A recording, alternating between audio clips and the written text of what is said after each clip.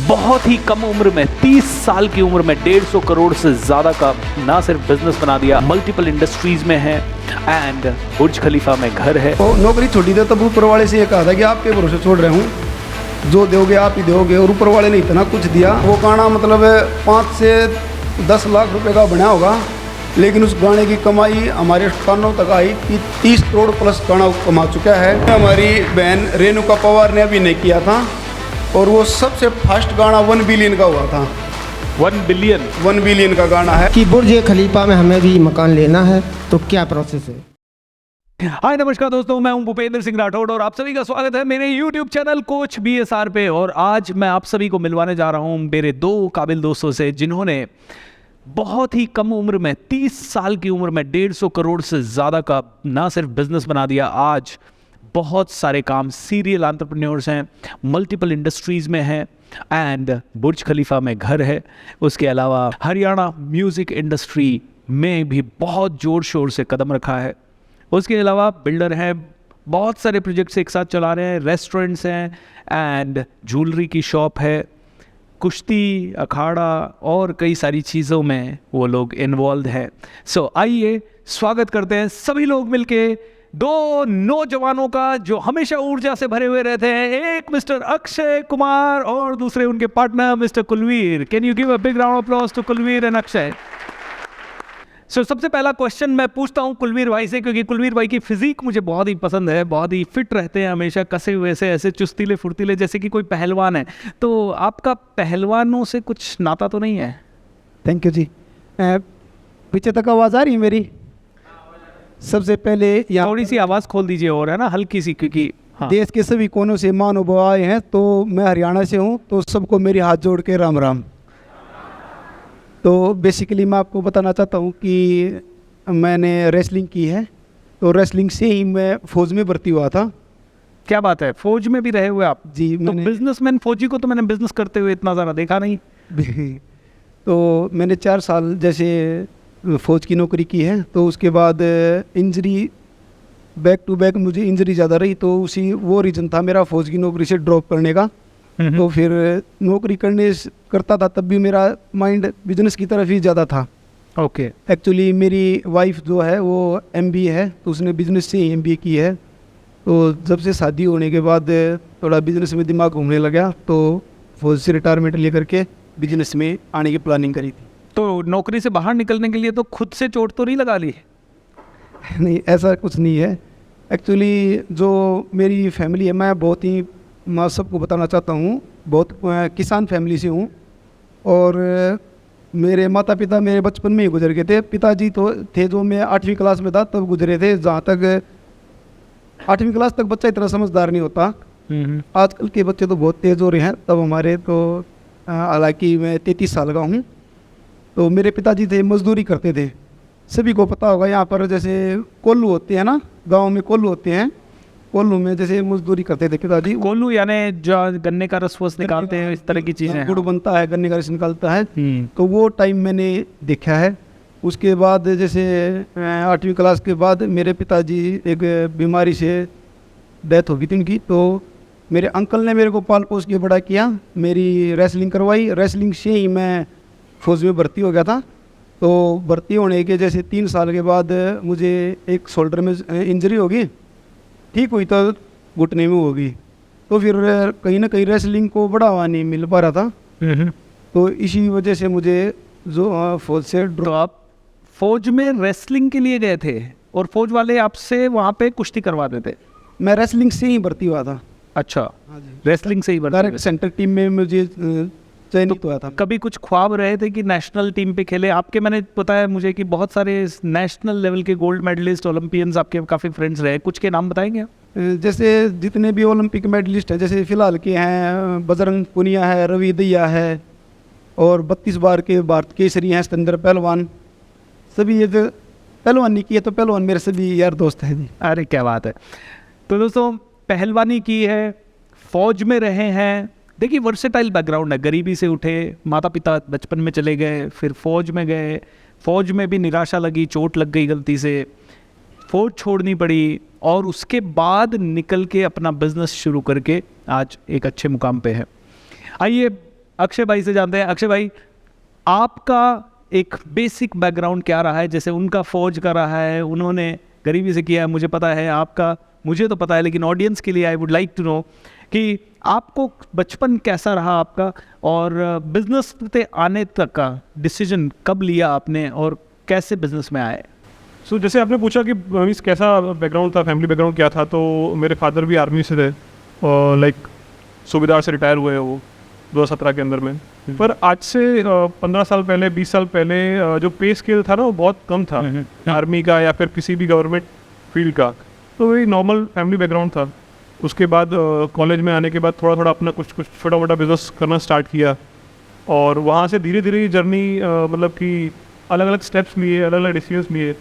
और फिर जब मुझे अपॉर्चुनिटी मिली रियल एस्टेट की, तो जब मुझे जिस दिन वो अपॉर्चुनिटी मिली उस दिन उसको मैंने ग्रैब किया, और फिर कुछ डिसीजंस ऐसे टर्न आउट हुए जहाँ से लाइफ पूरी की पूरी चेंज हो गई। ग्रेट।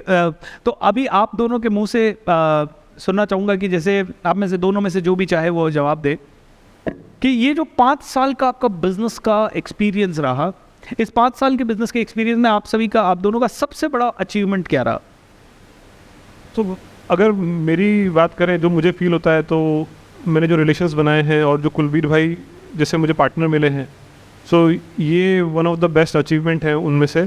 क्योंकि क्या होता है, एक लाइक माइंडेड और एक सेम सोच रखने वाले लोग बहुत ही कम मिलते हैं।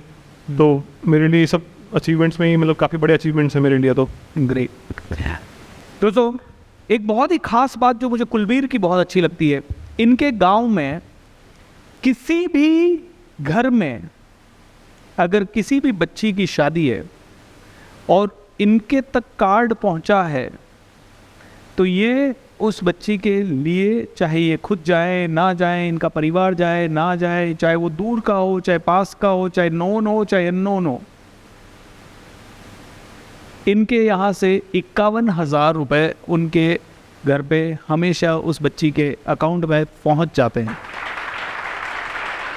तो कुलबीर भाई, मैं आपसे ये सवाल करना चाहूँगा कि ये आपके माइंड में कैसे आया? और ये देखिए, एक तो कह देना जोश जोश में कहीं पे कि मैं हर गांव की बच्ची को 51,000 दूंगा, और इसको रिलीजियसली पिछले काफ़ी महीनों से करना, काफ़ी सालों से इसको फॉलो करना, ये एक बहुत बड़ी बात है। तो ये आपने कैसे शुरू किया? क्योंकि गरीबी से आप आए हो तो पैसा तो आपके लिए भी इम्पोर्टेंट है, फिर आप कैसे दे देते हो इतना पैसा? देखिए, सभी को पता है कि गांव देहात में एक तो नौकरी लगना ही सबसे अचीवमेंट मानी जाती है। लोग, जवान बच्चे, युवा पीढ़ी जो है, उसका 90% ख्वाब ये होता है कि भाई नौकरी लगना। जी। तो मेरा तो फैसला ये था कि नौकरी छोड़ना। तो मेरे तो घर परिवार वाले, रिश्तेदार वाले, मेरी तो शादी नौकरी के ऊपर हुई थी। तो नौकरी छोड़ने का फैसला थोड़ा वाइफ को भी और उनके परिवार को भी, मेरे परिवार वालों को भी मतलब जचा नहीं कहीं पर। अच्छा। लेकिन मैंने फैसला कर लिया था कि भाई नौकरी छोड़ के बिजनेस ही करना है। तो बिजनेस किया। तो मैं मानता हूँ, जैसे वैसे तो गांव सब के लिए, मुझे नहीं पता, किसी के लिए हनुमान भगवान है, किसी के लिए शिव भगवान है, किसी के लिए कोई, मेरे लिए तो एक ही है, ऊपर वाला।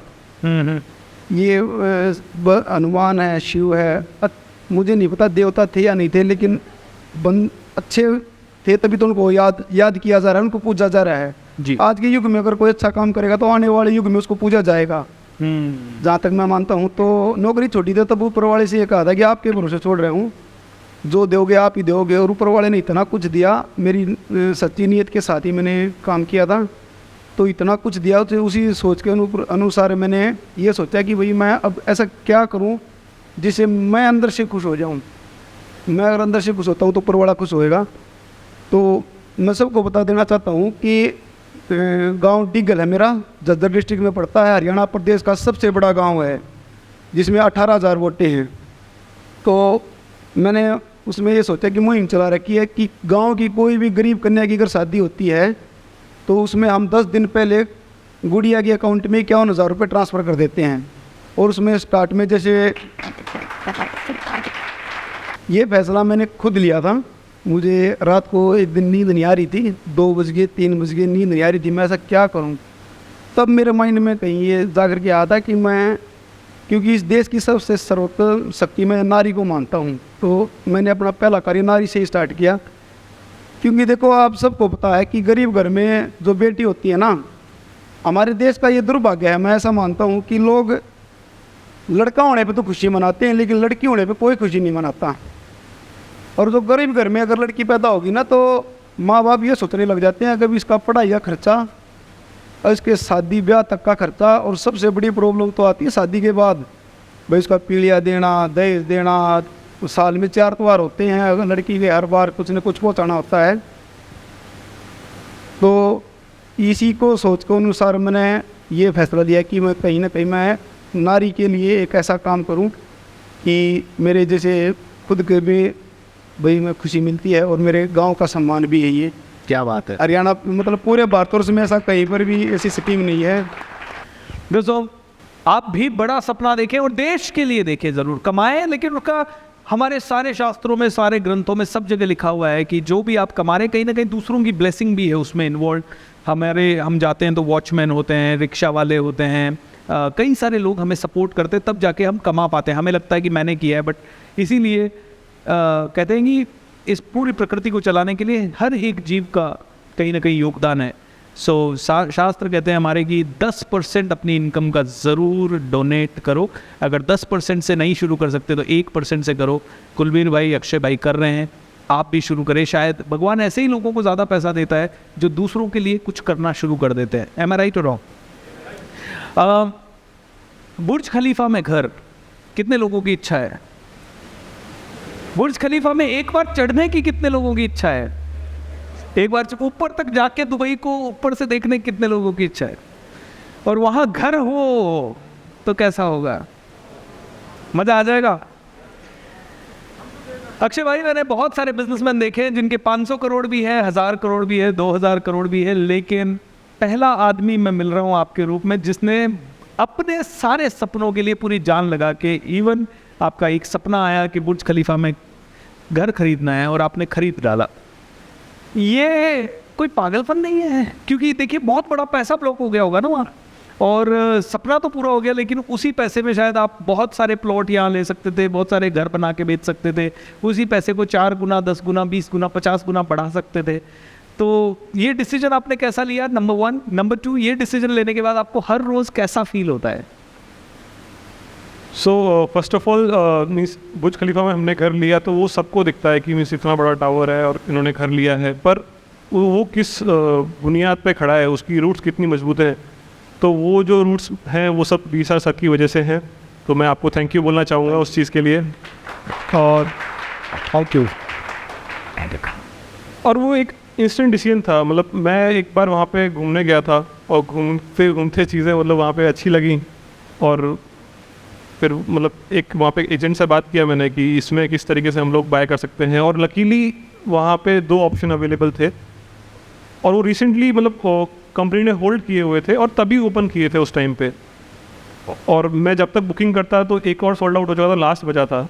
तो फिर मैंने सोचा नहीं कुछ भी, और मैंने उनको कंफर्मेशन अमाउंट दे दिया वहाँ पे, और फिर इंडिया आया वापस और देखा कि अब इसका अरेंजमेंट कैसे करना है और इसका कैसे पेमेंट करना है। और मतलब क्या होता है कि आपको डिसीजन तभी लेना पड़ता है। अगर मैं शायद 2 दिन बाद डिसीजन लेता तो हो सकता था कि वो भी नहीं मिलता, और आज की डेट में कम्प्लीटली वो सोल्ड आउट है। क्या बात वो लकीली ओपन हुआ था बीच में उस टाइम पे, पर आज मैं उसे किसी भी रेट पे बेच सकता हूँ बिकॉज ऑप्शन नहीं है अवेलेबल वहाँ पे। तो आज जो भी बेचना है वो मेरा रेट है, मैंने जो खरीदा उस वो रेट पे नहीं, बट जिस पे मुझे बेचना है वो रेट पे मैं उसको बेच सकता हूँ। पर एक ड्रीम था, और हमेशा एक बेस्ट जगह पे होने का ट्राई करता हूँ मैं कि एक बेस्ट जगह पे मैं कैसे पहुँच सकता हूँ, और उसी सोच से मैंने उसको लिया था। क्या बात है दोस्तों, बुर्ज खलीफा में घर होना, कैन यू इमेजिन? एकलौती बिल्डिंग है वो दुनिया की, और दुनिया की सबसे ऊंची बिल्डिंग है। ये इंपॉर्टेंट नहीं है कि बुर्ज खलीफा में घर था। आप सभी ने एक कहावत सुनी होगी कि इतना पावरफुल और इतना पैसा कमाने लग जाओ कि दुनिया की हर चीज़ सस्ती लगने लगी है और ऐसे खरीद सको जैसे तरकारी खरीद रहे हो, सब्जी खरीद रहे हो। तो इतनी कम उम्र में आप लोगों ने इतना सब कुछ अचीव किया, तो इसके पीछे आपके कौन से 2 सबसे बड़े हथियार रहे? होता है ना, मेरा जैसे सबसे बड़ा हथियार है कि मैं अपने ऑडियंस को अपनी फैमिली की तरह मानता हूँ, और सुबह 6 बजे से लेकर रात को 2 बजे तक, 12 बजे तक, 1 बजे तक लगा रहता हूँ। तो ये मेरा सबसे बड़ा आई थिंक USP है, मेरा सबसे अलग हथियार है जो मुझे अलग बनाता है। तो ऐसे ही आपको दोनों को क्या चीज़ खास बनाती है जो कि इतनी जल्दी आपको इतनी तरक्की दे रही है? सो जो मैं मानता हूँ, जो दो आपने पूछा मेरे से, तो उसके अंदर में है एक डिसीजन। आपको डिसीजन मतलब आपको अपॉर्चुनिटी लॉस नहीं करना चाहिए कभी भी, क्योंकि मेरा जो मानना है कि अपॉर्चुनिटी लॉस सबसे बड़ा लॉस होता है, उससे बड़ा कोई कॉस्टली चीज़ नहीं है। एक बार आपने उसको लॉस कर दिया तो फिर आप उसको हो सकता है कि और महंगे तरीके से उसको लो वापस, या फिर आप ले भी ना पाओ कभी भी। तो अपॉर्चुनिटी लॉस से बड़ा कोई भी लॉस नहीं होता है, बाकी सारे लॉस उससे छोटे होते हैं। और कंसिस्टेंसी, रेगुलर जो आपको रेगुलर एफर्ट्स डालने पड़ते हैं, वो चीज़ बहुत इंपॉर्टेंट होती है। और देखो, आपके पास जो नॉलेज है ना वो बहुत लिमिटेड होती है, उसको आप अलग अलग सोर्सेज से लेते हैं, तो आपको एक प्रॉपर मेंटरिंग की भी ज़रूरत होती है उस चीज़ के लिए। तो उसमें किस तरीके से आप राइट मेंटर्स चूज़ करते हो और अपने गोल्स को अचीव करते हो, ये सब चीज़ें मेरे लिए बहुत इंपॉर्टेंट करती है बिजनेस के अंदर में। Thank you so much. Kulveer भाई, आपका दो कौन कौन सी चीज़ें हैं जो आपको अलग बनाती है दुनिया से और आपकी कंपनी को अलग बनाती है दुनिया से? देखिए, मैं जहाँ तक समझता हूँ, कोई भी बिजनेस करो, उसके पीछे की नीयत है ना, नीयत इतनी सच्ची होनी चाहिए कि आसपास तो क्या, खुदा भी ये सोचे कि इसको ऊपर ले जाओ। क्योंकि सफलता इतनी बड़ी नहीं है। सफलता, अगर कोई काम तब तक मुश्किल है जब तक आप उसके बारे में सोचते हो। अगर उसको करना स्टार्ट कर दिया ना अच्छी नीयत के साथ में, तो खुदा भी साथ देगा आप लोगों का, मेरा ये मानना है। और मुझे वो नीयत अक्षय भाई साहब में नज़र आई, इसलिए आज हम पार्टनर हैं। क्या बात है। सो नीयत, कुलवीर भाई कहते हैं मैं 2 3 4 नहीं बताऊंगा, एक ही चीज़ बताऊंगा और वो है नीयत। कुलवीर जी, जहाँ तक बात है रियल एस्टेट की, वो तो सबको समझ में आता है, लेकिन आपने एक नया बिजनेस शुरू किया कि भाई गाने बनवाते हैं ना, तो आप फिल्म इंडस्ट्री से हो ना आप, तो ये अचानक से गाने वाली इंडस्ट्री एक बहुत बड़ा बिजनेस मॉडल और बिजनेस आइडिया मुझे इनसे सीखने को मिला कि यार आज की डेट में, वैसे तो जानते ही हैं हम, फिल्म मेकर्स गाने वाने बनाते हैं और बहुत सारे गाने चलते हैं टी सीरीज़ वगैरह के और वो बहुत फेमस हो जाते हैं, बट जनरली एक नॉर्मल बिजनेसमैन को मैंने ये सोचते हुए नहीं देखा। तो ये आइडिया आपके पास कहाँ से आया और कौन कौन से गाने आपने हरियाणवी में बनवाए हैं और उनका क्या क्या रिजल्ट रहा है? एक्चुअली हम जब ये डिसीज़न हुआ तो हम दिल्ली में ही बैठे थे अपने निवास स्थान पे अक्षय भाई साहब के साथ में। तो हमने ये रिसर्च देखा कि भाई हरियाणा में गाना है, आप सब ने सुना होगा, 52 गज का दामन, है ना। तो उसकी रियल कमाई का तो मुझे पता नहीं है, लेकिन जहाँ तक मुझे समझ में आया है या जहाँ तक मैंने सुना है, वो गाना मतलब 5 से 10 लाख रुपए का बना होगा। लेकिन उस गाने की कमाई हमारे कानों तक आई कि 30 करोड़ प्लस गाना कमा चुका है। और उसमें हमारी बहन रेणुका पवार ने अभिनय किया था और वो सबसे फास्ट गाना 1 बिलियन का हुआ था। 1 बिलियन? 1 बिलियन का गाना है। 1 बिलियन व्यूज आए उस गाने पे और आज तक का रिकॉर्ड है, उसने सबसे फास्ट बॉलीवुड हॉलीवुड सबसे फास्ट गाना वो हरियाणा का गया है। तो इसी चीज़ को देखते हुए, और हरियाणा में और भी बहुत सारे गाने हैं जो 100 मिलियन 500 मिलियन, तो उसी आधार पर हमने इस पे सोचा कि भाई इस इंडस्ट्री में भी घुसते हैं। तो ये हमने फैसला किया था। और मैं आप लोगों को बता देता हूँ, जैसे हमारा जो पहला सॉन्ग है पार्टी पार्टी जींस है, तो जब हमने वो ऑडियो सेलेक्ट करी थी ना, तो हमारी मतलब ये था, हमारी नीयत ऐसी थी कि हम कोई भी ऐसा गाना सेलेक्ट करेंगे ना, तो हमारा पहला गाना 100 मिलियन होना चाहिए। तो अब वो गाना 44 मिलियन पे है, लेकिन हर तीसरे दिन 1 मिलियन क्रॉस कर रहा है, इतनी स्पीड से चल रहा है। तो और 100 मिलियन। हमारा कंपनी का तीसरा गाना कालिया मुराद सॉन्ग है, डीजे सॉन्ग है, उसने आज तक का रिकॉर्ड बनाया है 14 दिन में 100 मिलियन क्रॉस। वो तो कुलवीर भाई, एक छोटा सा सवाल जो कि थोड़ा खुफिया सवाल है, मुझे नहीं पता आप आंसर करना चाहोगे कि नहीं। इसको बनवाने में कितने लाख लगे या कितने करोड़ लगे हैं? बहुत ज़्यादा लगे नहीं। बहुत ज़्यादा लगे। एक बार बता दो, मैं भी बनवा लेता हूँ एक दो। मैंने इनको पहले ही बोल दिया अभी, है ना, इस इंटरव्यू में आने के पहले कि भाई मैं भी आपका पार्टनर हूँ कल से, क्या पता आपके साथ मेरी भी किस्मत आगे चली जाए। जय वीरों की इस जोड़ी को मेरा प्रणाम, और आपके जो विचार हैं उसके लिए हमारी शुभकामना कि जल्दी आप 150 करोड़ से 1500 करोड़ 15,000 करोड़ से भी ऊपर जाएं। सवाल सर छोटा सा ये है कि आज की डेट में हम भाई भाई साथ नहीं रह पाते, ज़्यादा दोस्त पार्टनरशिप लंबी नहीं कर पाते, क्या ऐसा मूल मंत्र देना चाहेंगे कि जिस तरह का अंडरस्टैंडिंग आपका है वो हम अपने साथियों के साथ या बिजनेस पार्टनर के साथ बना पाएँ? Thank you. ये सवाल आपका है। देखिए, मैं अक्षय भाई साहब से कितना टाइम हो गया? 1.5 साल पहले मिला था। अगर मेरी जगह अगर वो कोई मुलाकात और कोई करता ना, तो ये संबंध नहीं होते। मैं ये मानता हूँ, अगर किसी पे भरोसा करो ना तो 100% कर दो। अगर 1% भी चूक रहेगी तो बेईमान हो जाता है। फिर जहाँ पर भी भरोसा करना 100% करो। धोखा मिलेगा, उससे कुछ सीखोगे, लेकिन अगली बार जब भरोसा किसी पे करोगे ना तो कोई धोखा नहीं देगा आपको। मेरा ये मानना है। Thank you sir. और मेरा ये मानना है कि देखिए, पार्टनरशिप से पूरी दुनिया डरती है, लेकिन बिना पार्टनरशिप के बड़ा काम करना कई बार बहुत मुश्किल हो जाएगा। और ये मेरा भी मत है। भले पार्टनरशिप में मैं भी गया हूँ, कई बार चैलेंजेस भी आए हैं, लेकिन इतना समझ गया हूँ कि बिना पार्टनरशिप के मैं जहाँ तक पहुँचने में मुझे 10 साल लगेगा, वहाँ शायद 1 साल में पहुँच सकता हूँ विद पार्टनरशिप। बिना पार्टनरशिप के 10 साल का 50 साल भी लग सकता है। करेक्ट और नॉट? नमस्ते सर। सबसे पहले तो आपकी दोस्ती को मैं सलाम करता हूँ, और मेरा प्रश्न ये है कि बुर्ज खलीफा में हमें भी मकान लेना है, तो क्या प्रोसेस है और कितना? लिमिटेड स्टॉक था, खत्म हो गया। बुर्ज खलीफा में जितने मकान थे 2 ही बचे थे, इनमें उनमें से भी एक बिक गया। इनके लिए था वो एक। सर आगे कभी बेचे तो प्लीज़ क्या? अब अक्षय भाई ने जो मकान खरीदा है उसकी कीमत तो अक्षय भाई अगर चाहे तो बता सकते हैं, बट वो 10 गुना ज़्यादा कीमत पे अभी इसी वक्त बिका हुआ है। अगले 5 मिनट का ऑफर है। सो आज जो उसका रेट है वो फिर आज जो होल्ड करता है उसका रेट है। अब उसके मन में जो रेट है वो आपको, मतलब उसके लिए आपको एटलीस्ट 50 CR के आसपास आपको कमाना पड़ेगा, और आप फिर ले पाएंगे। और वहाँ पे फिर आपके पड़ोसी सलमान खान, शिल्पा शेट्टी, सब आपके पड़ोसी हो जाएंगे। Thank you sir. तो कैसा लगा आपको ये interview? How do you feel?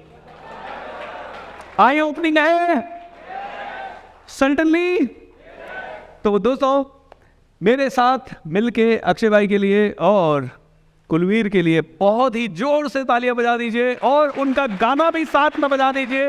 We will all have a great dance enjoyment fun with them for the next couple of minutes. So give a big round of applause once again.